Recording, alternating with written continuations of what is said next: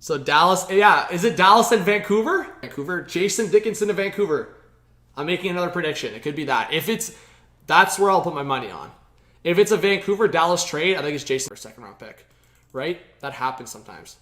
Oh, I called it! Oh, I called it! Oh, that's an HTH prediction right there. Oh, yeah! Bang, bang, bang, bang! All right, the Jason Dickinson trade to the Vancouver Canucks. I actually predicted this before it went down. I just figured when Dallas said they had a trade in queue, if it was going to be a trade with Dallas and Vancouver, Dickinson made sense. Dallas was going to lose Dickinson for nothing in the Seattle expansion draft, so I figured get something in return for him. So that's exactly what they did, and I don't think Jim Benning overpaid too much. I think this is pretty fair value. If you're Dallas, you don't have crazy leverage, but Dickinson at $1.5 million cap hit, I believe, still provides a decent amount of value where he can be the third line center for the Canucks. So a third round pick, it makes sense here. The Canucks can protect Dickinson. They had that versatility of what they were going to do up front. And yeah, I think the Canucks are comfortable now. They are comfortable with the sense of moving on from a Brandon Sutter and making room for a new third line center, which is Dickinson. So 6'2", left shot, 200 pounds. This is a guy that I believe is really strong two-way defensively. It seems like he can produce offense in certain scenarios. I think he had, 15 points in 50 games. So nothing crazy. That's like a third line role right there. So he's really strong two-way defensively. Really good transitionally. Just to pull up.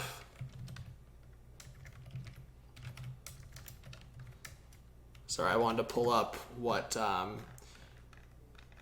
couple of people said. So Dom, strong defense first center who should fit well anchoring Vancouver's third line. So it seems like defensively, even strength-wise, is really good, and he can play on the penalty kill.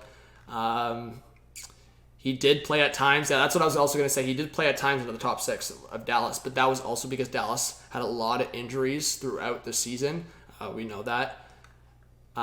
Jay Fresh here, so you see the offense. He struggled offensively on even strength and doesn't really get power play opportunity, but at 25, and as I said, at a $1.5 million cap hit, he's eligible for RFA status, so the Canucks will have team control on him. And I mean, even strength, 96% on defense. I mean, that says a lot.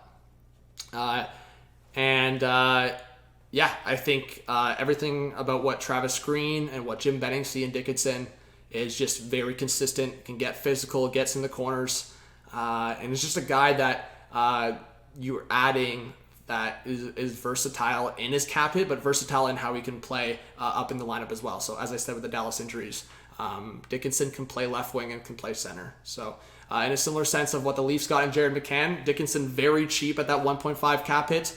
And if there was injuries with the Canucks, Dickinson could play up on the left wing on one of the top two lines. So I like this a lot for the Canucks. We'll pull up the Adin Hill edition for the Sharks.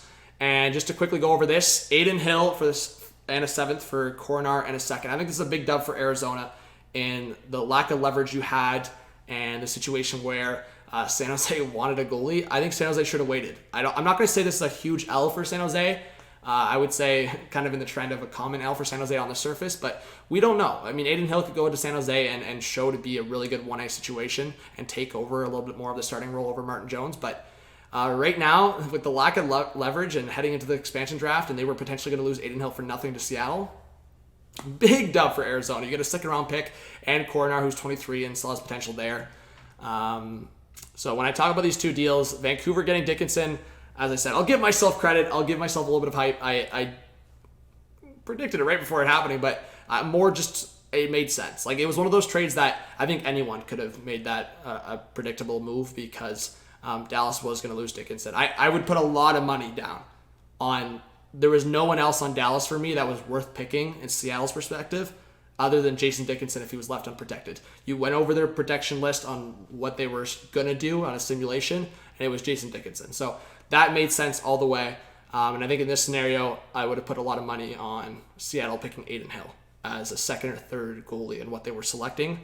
So I think for the W's here, I think Dallas, Vancouver, and Arizona come away with W's. San Jose, kind of a common L, but we'll see how Adin Hill plays. I think he's very underrated, has a lot of potential there, and yeah, I think at the cap hit too, very cheap for San Jose and having big contracts. So it's an all right deal, but big dubs for the other teams.